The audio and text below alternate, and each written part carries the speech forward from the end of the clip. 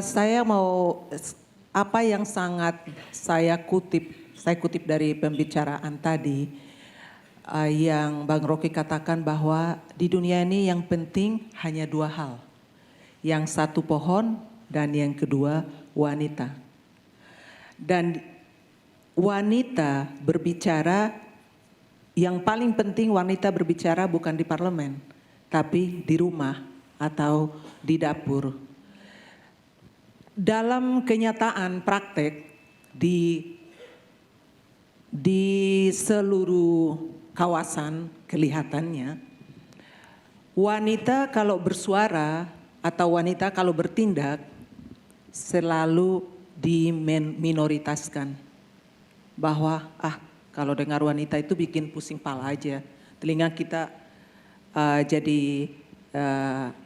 telinga jadi tuli dengar ocehan wanita. Walaupun ocehan wanita itu untuk memperbaiki tindakan para laki-laki. Saya mau kasih sebuah kasus yang nyata di sini. Bahwa kalau kita berbicara tentang keadilan ya Pak ya.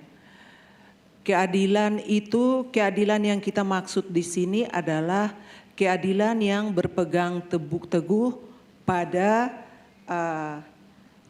kemanfaatan dan kepastian hukum.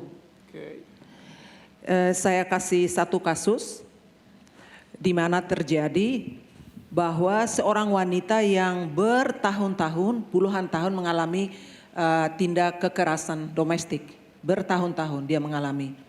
Dia tidak bisa melawan suaminya. Dan pada suatu ketika karena dia sudah tidak tahan dengan perlakuan suaminya, karena selama bertahun-tahun dia bertahan hanya karena dua hal. Hal pertama, karena dia orang Katolik, dia berpikir bahwa menikah hanya sekali. Yang bisa memisahkan pernikahan itu adalah Tuhan, bukan manusia. Yang kedua, karena anak-anak. Karena yang lebih mencintai anak-anak dan memperhatikan anak-anak, maaf aja ya, jangan tersinggung, itu adalah wanita dalam kenyataan. Sampai suatu ketika wanita itu tidak tahan lagi. Tidak berpikir lagi bahwa soal perkawinan Katolik dan tidak berpikir lagi soal anak-anaknya. Karena sudah tidak tahan dengan kekerasan yang terjadi terus menerus. Dan suatu saat di mana suaminya sedang tidur, wanita ini mengambil kesempatan untuk membunuh suaminya. Dan sampai di persidangan, di pengadilan, apa yang diputuskan oleh hakim? Memberikan wanita ini 15 tahun penjara. Bang Rocky selalu berbicara soal keadilan berbasis pada filsafat hukum. Menurut Bang Rocky, keputusan ini apakah adil?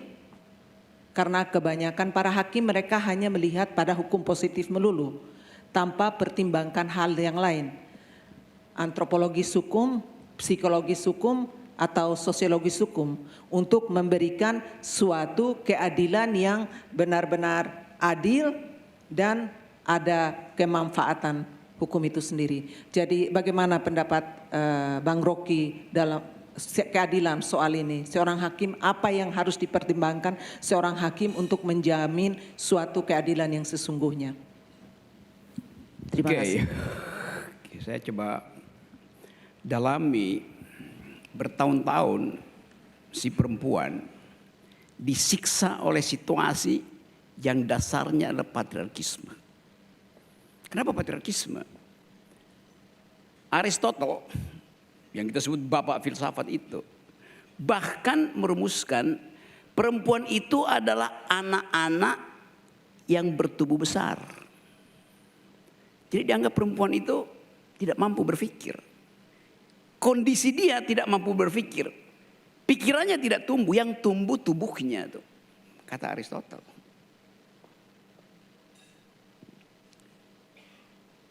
Banyak kebudayaan yang menganggap bahwa perempuan itu adalah the roots of all evil. Perempuan itulah sumber dari segala kejahatan. Bahasa Prancisnya bilang femme fatale. Di mana ada perempuan, di situ ada kejahatan. Inskripsi ini, narasi ini masuk terus ke dalam peradaban manusia. Dari awal, status perempuan itu rendah dibandingkan laki-laki. Sampai tahun 30 perempuan nggak ada hak pilih di Amerika tuh. Jadi ini yang kita sebut sebagai peternakan patriarkisme sebetulnya. Hukum kita, kalau seorang perempuan datang ke bank, meminjam uang, supaya ekonominya bisa tumbuh, bank akan tanya, jaminan bahwa suamimu itu bekerja. Gitu. Anda harus buktikan bahwa suamimu bekerja. Lo justru si perempuan itu ingin minta kredit karena suaminya penganggur. Udah. Faulty logiknya.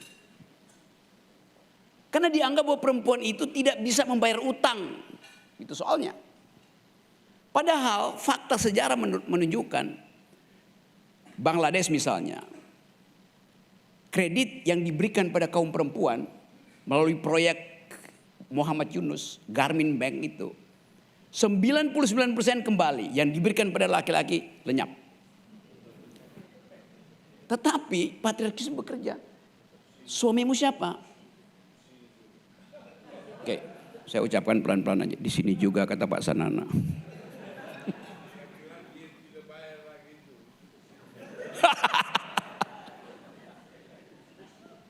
Jadi itu yang terjadi sebetulnya. Perempuan dianggap bukan subjek hukum. Bahkan dalam sejarah peradaban sampai abad 12-13, perempuan tidak dianggap sebagai subjek hukum. Perempuan tidak boleh bersaksi di pengadilan.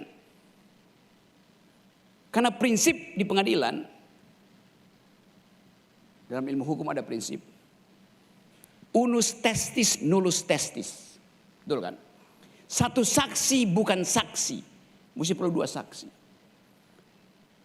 Asal usul kata testimoni dari kata testis. Testis artinya buah sakar laki-laki. Yang boleh bersaksi hanya yang punya buah sakar.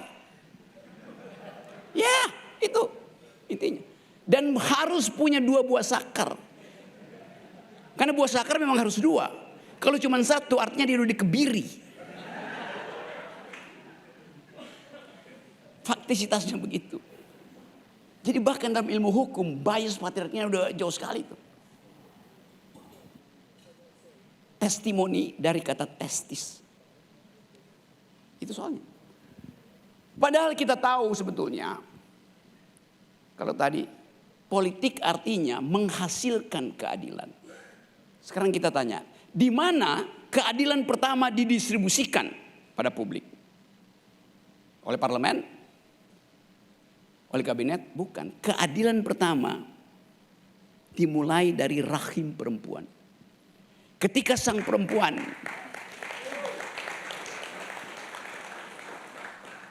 yang hamil, dia mendistribusikan nutrisinya dengan calon bayinya. Kecemasan ibu itu tiba pada anaknya. Untuk mengetahui detak jantung si bayi, cukup tanya pada ibunya, berdetak apa tidak. Sekarang mesti pakai USG. Jadi rahim perempuan adalah tempat pertama keadilan diwujudkan.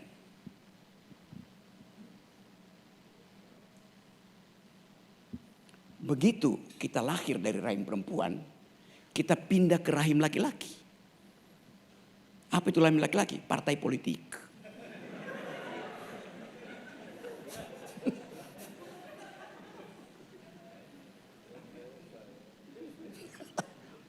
Itu yang terjadi. Begitu masuk partai politik, langsung berlaku prinsip patriarkis. Kalau Anda perempuan, Anda tidak akan ditaruh di badan anggaran. Pasti ditaruh komisi 3, komisi 7 biasanya buat urusan rumah tangga gitu. Kayak itu sosiologinya begitu. Di Jakarta juga begitu. Sepinter-pinternya perempuan dianggap dia tidak bisa menjalankan matematika akuntansi itu. Bias itu ada di seluruh dunia. 10 tahun lalu skandal terjadi bahkan di Amerika. Seorang perempuan di Harvard University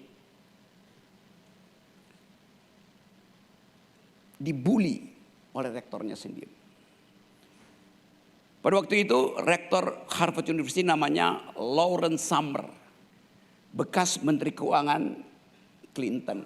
Setelah dia selesai jadi Menteri Keuangan, dia jadi rektor di Harvard. Kalau di Indonesia berbeda. Setelah jadi rektor ingin jadi menteri itu. Gak jelas logiknya.